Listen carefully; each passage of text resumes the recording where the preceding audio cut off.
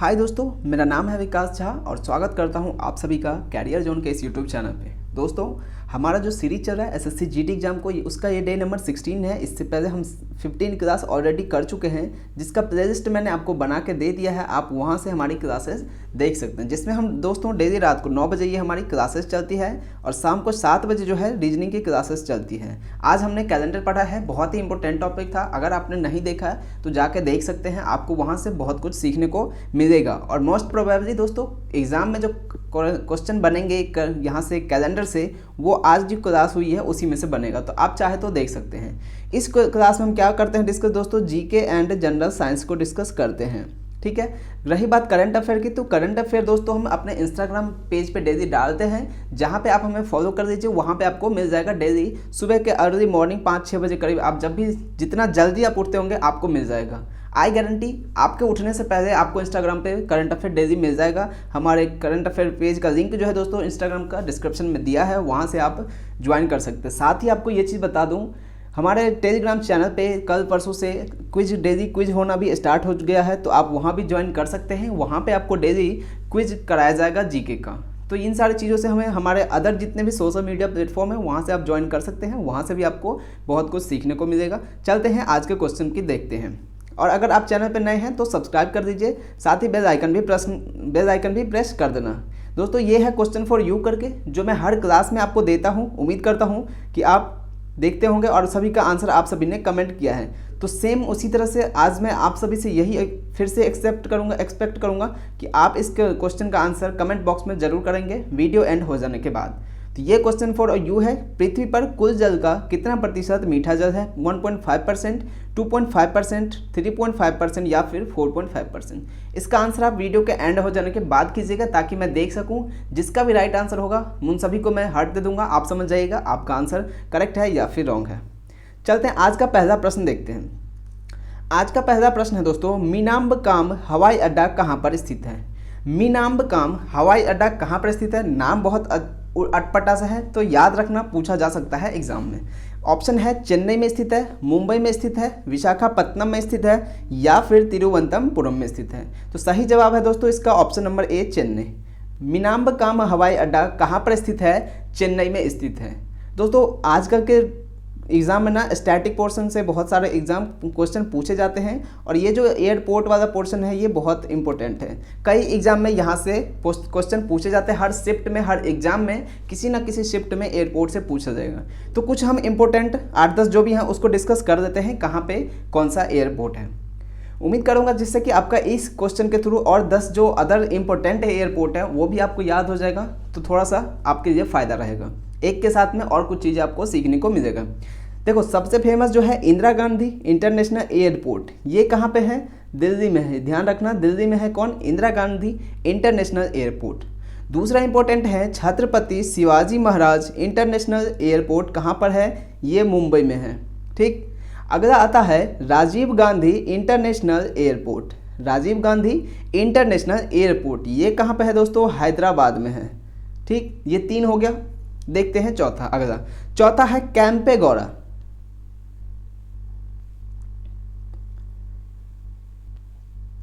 Kempegowda international airport कहाँ पे है? तो ये है दोस्तों बेंगलोर में। ध्यान रखना, कैंपेगौड़ा इंटरनेशनल एयरपोर्ट कहाँ पर स्थित है? बेंगलोर में स्थित है। नेक्स्ट है नेताजी सुभाष चंद्र बोस इंटरनेशनल एयरपोर्ट, कहाँ पे है ये? कोलकाता में है। नेताजी सुभाष चंद्र बोस कहाँ पे है? कोलकाता में स्थित है एयरपोर्ट। अगर अगला बात करें, एक इंपॉर्टेंट है चौधरी चरण सिंह इंटरनेशनल एयरपोर्ट, ये कहाँ पे है दोस्तों? लखनऊ में। हो सकता है कुछ स्टूडेंट होंगे जिनको जल्दी लगी होगी नेक्स्ट क्वेश्चन पे बढ़ो, लेकिन दोस्तों नेक्स्ट क्वेश्चन करने से पहले जो पढ़ रहे हैं उसका तो इंपॉर्टेंट देख लो।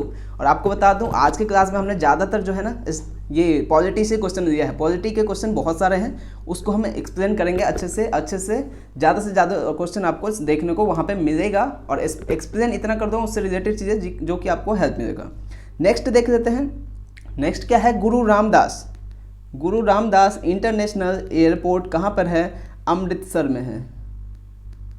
याद रखना, गुरु रामदास इंटरनेशनल एयरपोर्ट कहाँ पर है? अमृतसर में। अगला है देवी अहिल्याबाई होलकर एयरपोर्ट कहाँ पर है, ये है आपको इंदौर में है। दोस्तों ये क्वेश्चन काफ़ी बार पूछा गया है, उसमें ये नहीं पूछा था, स्टेट का नाम नहीं पूछा, ये सिटी का नाम दिया था, इंदौर दे दिया, भोपाल दे दिया, जबलपुर दे दिया, ग्वालियर दे दिया, फिर आपसे पूछा गया था कि कौन से शहर में है। तो ध्यान रखना देवी अहिल्याबाई होलकर इंटरनेशनल जो एयरपोर्ट है कहाँ पे है, इंदौर में है। और एक चीज़ और इससे याद रखना, देवी अहिल्याबाई होलकर एक स्टेडियम भी है क्रिकेट का, वो भी कहाँ पे है, इंदौर में है। तो ये दोनों चीज़ें याद रखेंगे आप। अगला अगर देख लें एक और, तो सरदार वल्लभ भाई पटेल इंटरनेशनल एयरपोर्ट कहाँ पर है, अहमदाबाद में। सरदार वल्लभ भाई पटेल इंटरनेशनल एयरपोर्ट कहाँ पर है, अहमदाबाद में है। एक और है बीजू पटनायक इंटरनेशनल एयरपोर्ट कहाँ पर है, भुवनेश्वर में है। बीजू पटनायक एयरपोर्ट कहाँ पर है, भुवनेश्वर, उड़ीसा। एक बार दोबारा रिपीट कर देते हैं फास्ट मोड में। देखो, इंदिरा गांधी इंटरनेशनल एयरपोर्ट कहाँ पे था, दिल्ली में। छत्रपति शिवाजी महाराज इंटरनेशनल एयरपोर्ट कहाँ था, मुंबई में था, ठीक है। राजीव गांधी इंटरनेशनल एयरपोर्ट कहाँ पे था, हैदराबाद में था, याद रहेगा। कैंपेगौड़ा एयरपोर्ट कहाँ पे था, बेंगलोर में था। नेताजी सुभाष चंद्र बोस एयरपोर्ट कहाँ पे था दोस्तों, कोलकाता में था। ये हो गए 5 और 4-5 है वो कर देते हैं। चौधरी चरण सिंह इंटरनेशनल एयरपोर्ट कहाँ पे था, लखनऊ में था। उसके बाद था कौन सा, गुरु रामदास इंटरनेशनल एयरपोर्ट कहाँ पे है, अमृतसर में है। अगला पढ़े थे बीजू पटनायक इंटरनेशनल एयरपोर्ट कहाँ पे था, भुवनेश्वर, और ये उड़ीसा में था, ठीक। अगला था देवी अहिल्याबाई होलकर एयरपोर्ट कहाँ पे था, इंदौर में था। और फिर था सरदार वल्लभ भाई पटेल इंटरनेशनल एयरपोर्ट कहाँ पे था, अहमदाबाद में था। तो इससे रिलेटेड चीज़ें जितनी भी थी हमने डिस्कस कर दिया। उम्मीद करूंगा आपको समझ आया होगा। अब मुझे नहीं लगता कि यहाँ से अगर कोई क्वेश्चन बनेगा एयरपोर्ट से तो आपसे वो क्वेश्चन बच पाएगा। देखते हैं दूसरा प्रश्न क्या है। जहाँ पे इंपॉर्टेंट होगा मैं डिस्कस करूंगा, जहाँ पर नहीं होगा सिर्फ क्वेश्चन का आंसर करेंगे, आगे बढ़ेंगे। अगला है ग्रीनलैंड की खोज किसने की थी। ग्रीनलैंड की खोज किसने की थी, मैगेलन एंडमन हेलिडी, मार्को पोलो या फिर नानसेन। तो दोस्तों इसका सही जवाब है कि ग्रीनलैंड की खोज किसने की थी, नानसेन ने की थी। ऑप्शन डी इसका राइट आंसर हो जाएगा, नानसेन ने ग्रीनलैंड की खोज की थी। तीसरा प्रश्न है पृथ्वी से सूर्य की दूरी लगभग कितनी है। पृथ्वी से सूर्य की दूरी लगभग कितनी है, 10 crore kilometre, 16 crore kilometre, 14.98 crore kilometre, 15 crore kilometre. देखो 14.98 मैंने क्यों पढ़ा, इसको मैं ये क्यों नहीं पढ़ा कि 14.98, क्योंकि इसको ये 14.98 पढ़ना गलत तरीका है। इसको पॉइंट के बाद नंबर से ही पढ़ा जाता है 14.98, ठीक है। तो इसका सही जवाब है दोस्तों वैसे option number C 14.98 crore kilometre इसका आंसर होगा। पृथ्वी से सूर्य की दूरी लगभग कितनी है दोस्तों, 14.98 करोड़ किलोमीटर। अगर यहाँ पे 98 पॉइंट नहीं होता, 14 की जगह 15 होता, तो हम ये कह सकते थे अप्रॉक्स में कि 15 करोड़ किलोमीटर होगा। लेकिन ये तब कहेंगे जब ऑप्शन में 14.98 नहीं होगा, या फिर 14.99 नहीं होगा, या फिर कह सकते हैं 14.97। इसके आसपास इन तीनों में से अगर कोई सा ऑप्शन नहीं है तो हम फिर 15 करोड़ ऑप्शन में टिक करके आगे बढ़ेंगे, ठीक। चलिए अगला प्रश्न पे। अगला प्रश्न है चौथा, विश्व का सर्वाधिक ठंडा स्थल कौन है। विश्व का सर्वाधिक ठंडा स्थल कौन सा है, बारखोयानस्क, अंटार्कटिका, ग्रीनलैंड या फिर कनाडा। तो सही आंसर है दोस्तों इसका, विश्व का जो सबसे ठंडा स्थान है वो कौन सा है, ऑप्शन ए इसका राइट आंसर हो जाएगा, बारखोयानस्क इसका सही आंसर हो जाएगा। विश्व का सबसे सर्वाधिक ठंडा स्थान कौन सा है, बारखोयानस्क, ठीक। ऑप्शन ए इसका राइट आंसर हो जाएगा। पांचवा प्रश्न है, उत्तरी तथा दक्षिणी श्रीलंका को कौन सा अलग करता है। उत्तरी तथा दक्षिणी श्रीलंका को कौन अलग करता है। ऑप्शन ए है पाक जल संधि, पंबन द्वीप, हरिकोटा या फिर एलिफेंटा पास। तो सही आंसर होगा ऑप्शन नंबर डी, एलिफेंटा पास। सॉरी, हाँ ऑप्शन नंबर डी एलिफेंटा पास, मैंने लिखा था गलत, उसके लिए सॉरी बोला, मैं यहाँ पे ए लिख रहा, ठीक है। उत्तरी तथा दक्षिणी श्रीलंका को कौन सा अलग करता है, एलिफेंटा पास अलग करता है।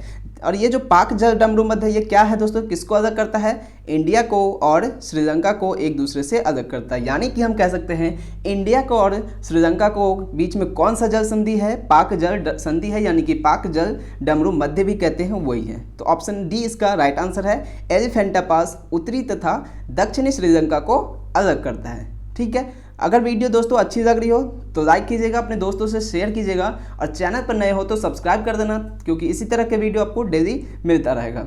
अगला प्रश्न है, मन्नार की खाड़ी किस महासागर में स्थित है। मन्नार की खाड़ी किस महासागर में स्थित है, हिंद महासागर में, प्रशांत महासागर में, अटलांटिक महासागर में या फिर आर्कटिक महासागर में। तो सही जवाब क्या हो जाएगा इसका, इसका आंसर है दोस्तों मन्नार की खाड़ी कहाँ पे स्थित है, हिंद महासागर में। हिंद महासागर ऑप्शन ए इसका राइट आंसर हो जाएगा। तो बोलो दोस्तों समझ में आ रही है कि नहीं, समझ आती है कि नहीं, बोलो हाँ कि ना, जवाब दो, आंसर कर कमेंट करके बताओ। देखते हैं अगला प्रश्न क्या है। भारत का सबसे प्रदूषित नदी कौन सा है। भारत का सबसे प्रदूषित नदी कौन सा है, अभी हम ऑप्शन के हिसाब से चलेंगे, जो ऑप्शन दिया गया है उसके अकॉर्डिंग बात करेंगे। भारत का सबसे प्रदूषित नदी कौन सा है, गंगा है, गोदावरी है, कावेरी है या फिर साबरमती है। तो सही आंसर है इसका ऑप्शन नंबर डी। इस सवाल के अनुसार, ऑप्शन के अनुसार साबरमती भारत का सबसे प्रदूषित नदी है। भारत का सबसे प्रदूषित नदी कौन सी हो जाएगी, साबरमती हो जाएगी। ऑप्शन डी इसका राइट आंसर है। नेक्स्ट है कि कंप्यूटर आंकड़ों में गलती को क्या कहा जाता है। कंप्यूटर आंकड़ों में जो गलती हो जाती है उसको क्या कहा जाता है, कंप्यूटर के लैंग्वेज में बग कहा जाता है, रफ कहा जाता है, ब्रश कहा जाता है, क्रैश कहा जाता है। तो दोस्तों आप सभी को पता होगा कि कंप्यूटर में जो गलतियां आ जाती है उसको क्या कहा जाता है, बग कहा जाता है। ऑप्शन ए इसका राइट आंसर हो जाएगा। कंप्यूटर में आंकड़ों में जो गलतियां होती है उसको बग के रूप से जानते हैं, नाम से जानते हैं। अगला प्रश्न है कि भारत को राज्यों का संघ किस अनुच्छेद में कहा गया है। अब दोस्तों हम पॉलिटी का क्वेश्चन लिए हैं, तो पॉलिटी का क्वेश्चन बहुत सारे, अब जितने आगे होंगे वो पॉलिटी का होगा। अब यहाँ से चीज़ें बहुत कुछ सीखने को मिलेगी आपको। देखो, भारत को राज्यों का संघ किस अनुच्छेद में कहा गया है। अनुच्छेद 1 में कहा गया है, अनुच्छेद 2 में कहा गया है, अनुच्छेद 3 में कहा गया है या फिर अनुच्छेद 4 में कहा गया है। तो भारत को राज्यों का संघ दोस्तों ऑप्शन ए इसका राइट आंसर हो जाएगा, अनुच्छेद 1। भारत को राज्यों का संघ किस अनुच्छेद में कहा गया है, अनुच्छेद 1 में कहा गया है। यानी कि आर्टिकल 1 में कहा गया है भारत जो है वो एक क्या है, एक राज्यों का संघ। आपसे दोस्तों इस तरह से भी पूछा जा सकता है कि भारत एक है डैश करके, ऑप्शन में रहेगा राज्यों का संघ है, तो यही आंसर आपको टिक करना है। भारत को राज्यों का संघ के रूप में ही संविधान में वर्णित किया गया है, लिखा गया है। तो भारत राज्यों का संघ किस अनुच्छेद में कहा गया है, अनुच्छेद 1 में कहा गया है। अनुच्छेद 2 में क्या कहा गया है, अनुच्छेद 2 में कहा गया है क्या दोस्तों, नए राज्यों का प्रवेश या फिर स्थापना। नए राज्यों का जो, अगर मान के चलो अभी जैसे कि हुआ था तेलंगाना का हुआ था, वो किस अनुच्छेद के तहत हुआ था, अनुच्छेद 2 के तहत। राज्यों का प्रवेश यानी कि या फिर नए राज्यों का बनाना कह सकते हैं, किस अनुच्छेद के तहत होगा, अनुच्छेद 2 के तहत में होगा। देखो अब ये 3 और 4 उतना इंपॉर्टेंट नहीं है। अगर दूसरा बात करते हैं, अनुच्छेद कौन सा, अनुच्छेद 12 से लेके 35, ये एक बहुत इंपॉर्टेंट है। अनुच्छेद 12 से 35 इसमें क्या है, मूल अधिकार है।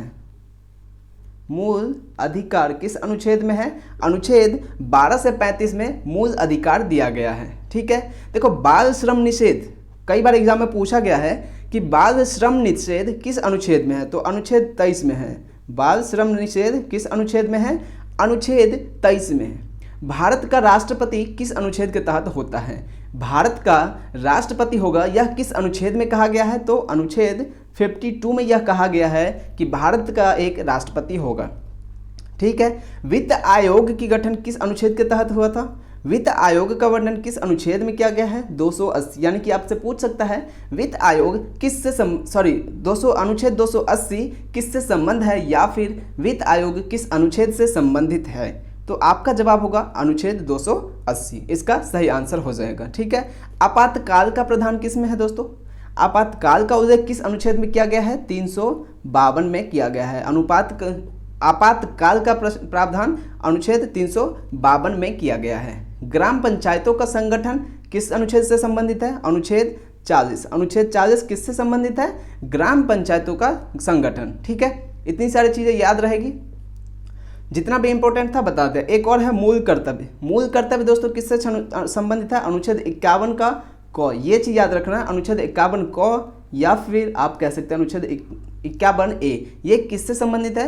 मूल कर्तव्य से। एक और इम्पोर्टेंट है क या फिर ए वाला, अनुच्छेद 21 का क बोले आप या फिर ए बोले, अनुच्छेद 21 का क या फिर ए किससे संबंधित है? तो ये संबंधित है दोस्तों बच्चों के लिए निःशुल्क शिक्षा। बच्चों के लिए निःशुल्क शिक्षा, 6 से 14 वर्ष का जो बच्चे होते हैं उनकी निःशुल्क शिक्षा का वर्णन किस अनुच्छेद में किया गया है? अनुच्छेद 21 क में या फिर अनुच्छेद ए में किया गया है। याद रहेगा। प्रधानमंत्री की नियुक्ति किस अनुच्छेद के तहत होता है? प्रधानमंत्री की नियुक्ति किस अनुच्छेद के तहत होता है? अनुच्छेद 75 के तहत प्रधानमंत्री की नियुक्ति होता है। कई बार एग्जाम में ये सारी चीज़ें पूछा गया है, इसलिए मैंने आपको बता दिया है। देखो एक और है, पूछा जाता है अस्पृश्यता का अंत किस अनुच्छेद में उल्लेखित है? अस्पृश्यता का अंत किस अनुच्छेद में उल्लेखित है? तो अनुच्छेद 17 इसका सही जवाब हो जाएगा। याद रखेगा। जम्मू कश्मीर को विशेष दर्जा किस अनुच्छेद के तहत दिया गया था? 370, जिसको अब खत्म कर दिया गया है। तो जम्मू कश्मीर को जो विशेष राज्य का दर्जा दिया गया था, विशेष दर्जा दिया गया, तो किस अनुच्छेद के तहत? 370 के तहत दिया गया था। संघ की राजभाषा 343। जल्दी मत करो दोस्तों, ये मत कमेंट करो कि नेक्स्ट। यहाँ पे आप नंबर ऑफ क्वेश्चन नहीं करने आए हो, ज़्यादा से ज़्यादा सीखने आए हो। तो मैं एक चीज़ क्वेश्चन के साथ में आपको 15 चीज़ें बता रहा हूँ, वो ज़्यादा ही इंपॉर्टेंट, वो आपको एग्जाम में कई बार देखने को मिलेगा, ज़्यादातर एग्जाम में। चलते हैं फिलहाल नेक्स्ट क्वेश्चन पे। देखो 10वां प्रश्न है, संविधान संशोधन की प्रक्रिया किस भाग में वर्णित है? संविधान संशोधन की प्रक्रिया किस भाग में वर्णित है? ऑप्शन है 16वें भाग में, 18वें भाग में, 20वें भाग में या फिर 25वें भाग में।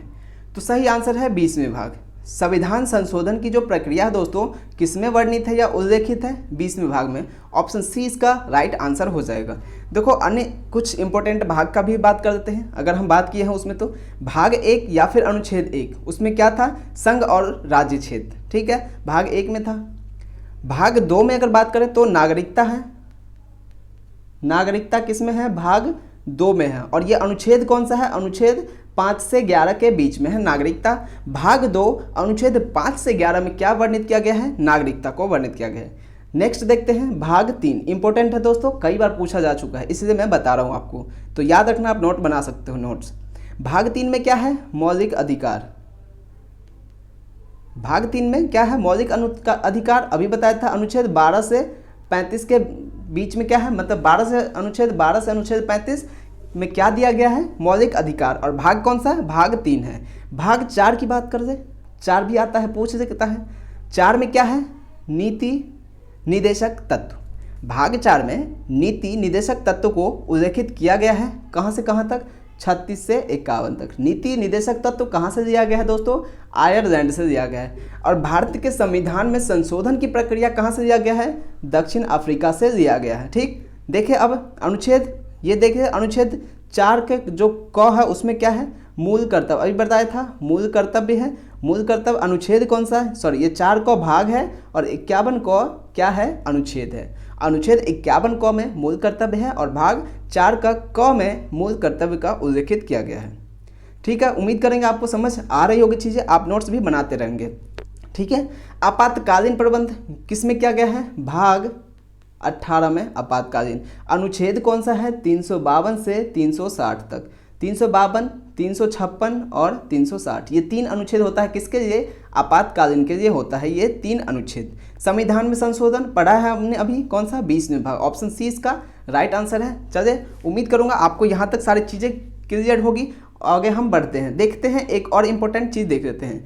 देखो कुछ मौलिक अधिकार, उससे संबंधित जो अनुच्छेद है अभी हमने पढ़ा है कि कहाँ से कहाँ तक था मौलिक अनुच्छेद, मौलिक अधिकार। अनुच्छेद 12 से 35 तक में मौलिक अधिकार का उल्लेखित किया गया था। ठीक है, तो अगर हम बात करें तो मौलिक अधिकार में कौन कौन से मौलिक अधिकार है? एक है समानता का अधिकार, स्वतंत्रता का अधिकार, शोषण के विरुद्ध अधिकार, धार्मिक स्वतंत्रता का अधिकार, उसके बाद संस्कृति एवं शिक्षा का अधिकार और संवैधानिक उपचारों का अधिकार। ठीक है, इतनी सारे जो थी हमारी मौलिक अधिकार, वो सारी चीज़ें भी बता दी आपको। देखते हैं अब अगला प्रश्न।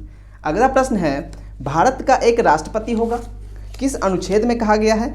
भारत का एक राष्ट्रपति होगा, किस अनुच्छेद में कहा गया है? अभी अभी बताया आपको अनुच्छेद 52 इसका राइट आंसर है।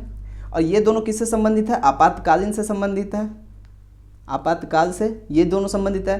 360 किससे है? वित्त आपातकाल से संबंधित है। ठीक, इसका सवाल देखिए। अब हम राष्ट्रपति से संबंधित कुछ चीज़ों को डिस्कस कर देते हैं। देखो, अनुच्छेद 52 के अनुसार भारत का एक राष्ट्रपति होगा। अनुच्छेद 53 के अनुसार क्या होगा? अनुच्छेद 53 के अनुसार भारत संघ की समस्त कार्यपालिका शक्तियां जो है किस में होगी? राष्ट्रपति में होगी।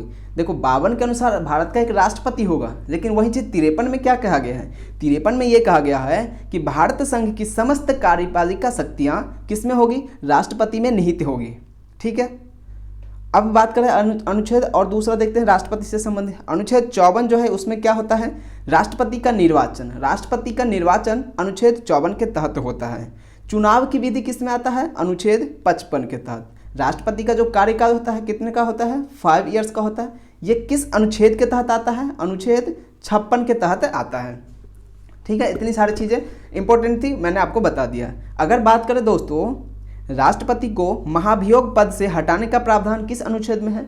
राष्ट्रपति को किसके द्वारा हटाते हैं? अगर हटाना होता है तो किसके द्वारा? महाभियोग, महाभियोग के द्वारा। और यह किस अनुच्छेद में है? ये 56 में है। और महाभियोग लगाने की प्रक्रिया जो है, किसी चीज़ का एक प्रोसेस होता है। इलेक्शन जो होता है, चुनाव जो होता है किसी का, चाहे पीएम का हो, सीएम का हो या किसी ग्राम पंचायत का हो, उसका एक प्रोसेस होता है। तो महाभियोग जो लगाते हैं दोस्तों, उसका भी एक अपना ही प्रोसेस होता है। उस प्रोसेस का उल्लेख किस में किया गया है? अनुच्छेद 61 में किया गया है मेरे दोस्त। महाभियोग द्वारा तो हटाते हैं, लेकिन महाभियोग लगाने का जो प्रोसेस है, प्रक्रिया है, वो किस अनुच्छेद में है? अनुच्छेद 61 में है। वेरी वेरी इंपॉर्टेंट ये दोनों है, कंफ्यूज मत होना। 56 और 61 में आपको बिल्कुल कंफ्यूज नहीं होना है। ठीक है, अगर वहीं बात करें, एक और 2 बच गया है। अगर बात करें कि राष्ट्रपति जो होगा उसके लिए योग्यता भी होता है, उसका उल्लेख किस अनुच्छेद में दिया गया है? वर्णन 58 में दिया गया है। ठीक है, शपथ किस अनुच्छेद के तहत देता है राष्ट्रपति? ये अनुच्छेद 60 के तहत देते हैं। राष्ट्रपति अनुच्छेद 60 के तहत ही शपथ लेते हैं। उनकी योग्यता अनुच्छेद 58 में उसका वर्णन किया गया है। तो देखो, एक हमने 3 क्वेश्चन किए हैं, 3 से 4, 9, 10, 11, 3 क्वेश्चन किया है, लेकिन यहाँ से आपको कम से कम 40 चीज़ें सीखने को मिल गया होगा। उम्मीद करेंगे आगे भी ऐसे सीखते रहेंगे, आपके लिए बेस्ट जाते रहेंगे, जितना ज़्यादा अच्छा से अच्छा कंटेंट होगा। नेक्स्ट है कि जम्मू कश्मीर का संविधान कब लागू हुआ? जम्मू कश्मीर का संविधान कब लागू हुआ? 26 नवंबर 1949 को, 26 नवंबर 1950 को, 26 नवंबर 1953 को, या फिर 26 नवंबर 1957 को? तो सही आंसर है ऑप्शन नंबर डी, 26 नवंबर 1957 को जम्मू कश्मीर का संविधान को लागू किया गया था।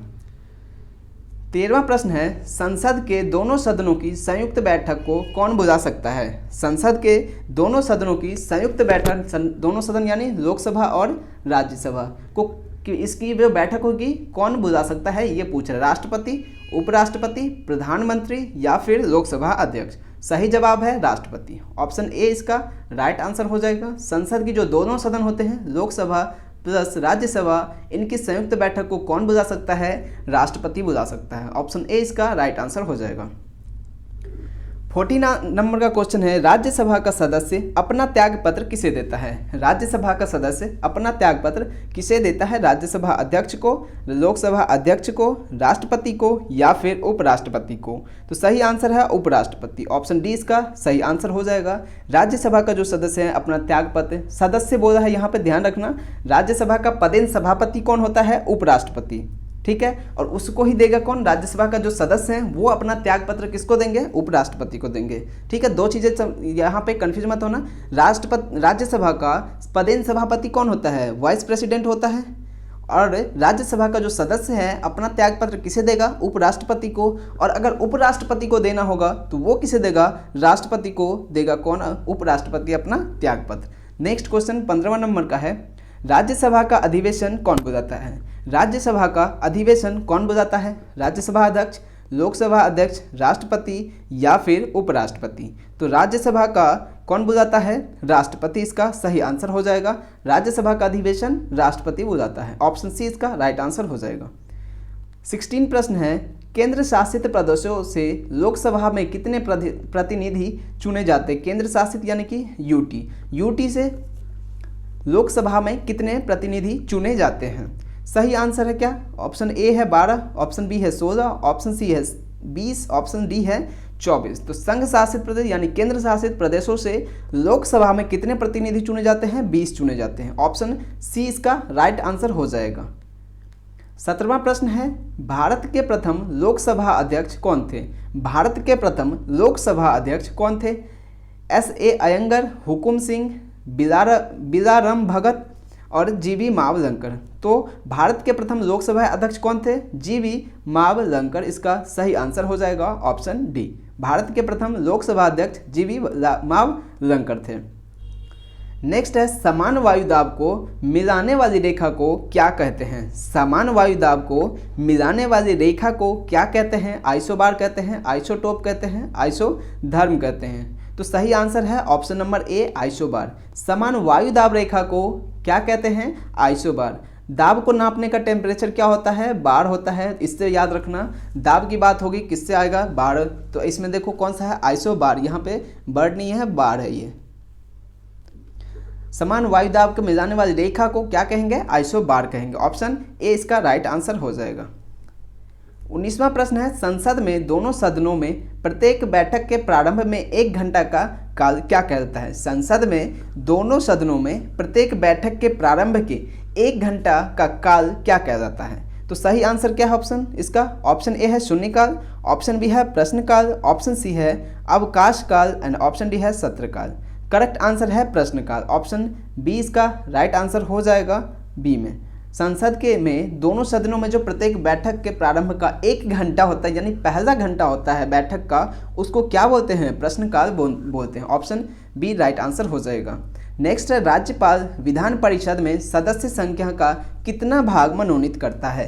राज्यपाल विधान परिषद में संसद संख्या का कितना भाग मनोनीत करता है? 1/3 भाग, 1/6 भाग, 1/9 भाग या फिर 1/12 भाग? सही आंसर है ऑप्शन नंबर बी, 1/6 भाग। 1/6 भाग इसका राइट आंसर हो जाएगा।